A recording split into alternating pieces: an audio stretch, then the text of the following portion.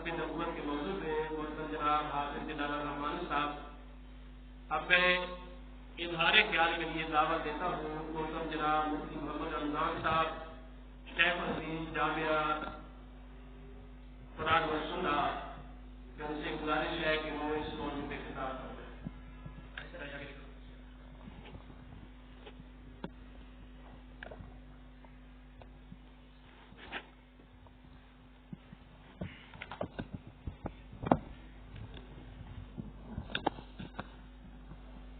نحمده ونصلي على رسوله الكريم أما بعد فأعوذ بالله من الشيطان الرجيم بسم الله الرحمن الرحيم ما كان محمد أبا أحد من رجالكم ولكن رسول الله وخاتم النبيين قال النبي صلى الله عليه وسلم أنا خاتم النبيين لا نبي بعدي او كما قال علیہ الصلوۃ والسلام صدق اللہ وصدق رسولہ النبی الصادق الامین الکریم۔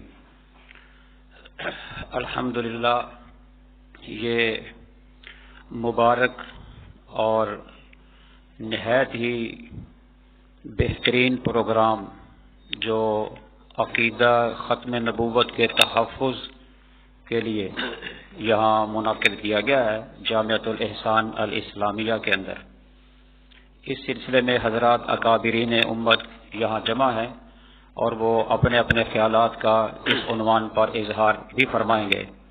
میرے ذمہ جو بات لگی ہے اس کے لیے میں 2-3 منٹ کے اندر انشاءاللہ اپنی بات کو پورا کروں گا۔ عقیدہ ختم نبوت امت مسلمہ کا اجماعی اور بنیادی عقیدہ ہے۔ اس عقیدے کے بغیر کسی کا ایمان معتبر اور کامل مکمل نہیں ہو سکتا۔ قرآن کریم کی 100 آیات مبارکہ اور متعدد بلکہ سینکڑوں احادیث طیبہ اس عنوان کو آشکارا کر رہی ہیں۔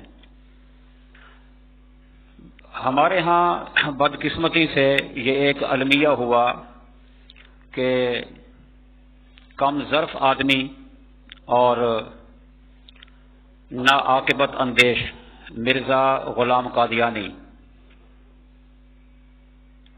اس نے بدقسمتی سے نبوت کا دعویٰ کیا، جبکہ قرآن کریم کا یہ صریح طور پر عقیدہ موجود ہے کہ آن حضرت جناب محمد الرسول اللہ صلی اللہ علیہ وسلم کے بعد کوئی بھی شخص مقام نبوت پر فائز نہیں ہو سکتا۔ وجہ اس کی یہ ہے کہ جتنے بھی کمالات تھے، جتنی بھی صفات تھی، آیات بینات معجزات، وہ سارے کے سارے اکٹھے کر کے اللہ نے دامن مصطفیٰ کے اندر سجا دیے۔ کوئی ایسی خوبی، کوئی ایسا کمال خدا نے بچا کے پیچھے رکھا ہی نہیں کہ کوئی اور آئے تو اس کو دیا جائے۔ ظاہر بات ہے کہ جب اگر کوئی اور آئے گا اور نبوت کا دعویٰ کرے گا تو سوال یہ ہے کہ وہ لائے گا کیا؟ یعنی کوئی کمال ایسا پیچھے اللہ نے چھوڑا ہی نہیں ہے، کوئی صفات میں سے کوئی ایسی صفت اللہ نے باقی رکھی نہیں ہے کہ جو کسی اور کو دی جائے۔ تو ظاہر بات ہے کہ وہ یا تو کفر لائے گا، گمراہی لائے گا، شرک لائے گا، ضلالت لائے گا، گمراہی لائے گا۔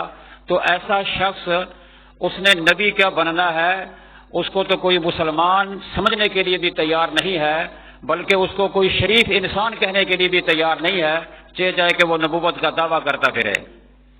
مجھے یہاں پر ایک بات یاد آ گئی کہ چند آدمی تھے، وہ گھوڑوں پر سوار ہو کر سفر کر رہے تھے، چلو یوں کہہ لیں کہ دہلی سے لاہور کی طرف آ رہے تھے۔ تو راستے میں ان کے ساتھ ایک گدھے پر بندہ بیٹھا ہوا تھا، وہ بھی ساتھ شامل ہو گیا۔ تو کسی بندے نے ان سے پوچھا کہ بھئی تم لوگ کہاں جا رہے ہو؟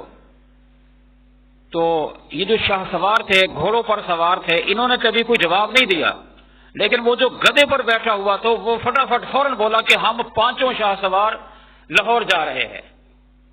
کیا مطلب اس کا؟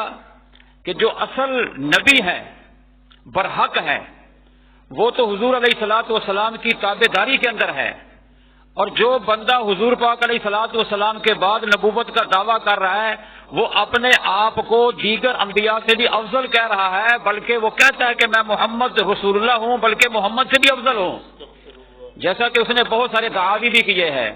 اب نبی ہونے کے لیے یہ بات طے شدہ ہو گئی، شرط ہو گئی کہ شب معراج کے موقع پر اس نے محمد صلی اللہ علیہ وسلم کے پیچھے نماز پڑھی ہو۔ ظاہر بات ہے کہ آدم تا عیسیٰ تمام انبیاء کرام جو سچے تھے وہ حضور کے پیچھے کھڑے ہوئے تھے، مرزا قادیانی وہاں پر تو نظر نہیں آتا، تو اس نے بعد میں یہ نبوت کا دعویٰ کیا۔ بہرحال اس سلسلے کے اندر وقت بھی بالکل تھوڑا، میں نے 2 منٹ کے اندر بات کرنی تھی، یہ تقریباً 5 منٹ ہو گئے ہوں گے۔ اللہ رب العزت ہمیں اپنے اس عقیدے کے تحفظ کی بھی توفیق نصیب فرمائے اور امت مسلمہ کے اندر اس عقیدے کے پرچار کی بھی توفیق نصیب فرمائے۔ اکابرین موجود ہیں، انشاءاللہ وہ اس عنوان پر گفتگو کریں گے۔ وآخر دعوانا الحمدللہ رب العالمین۔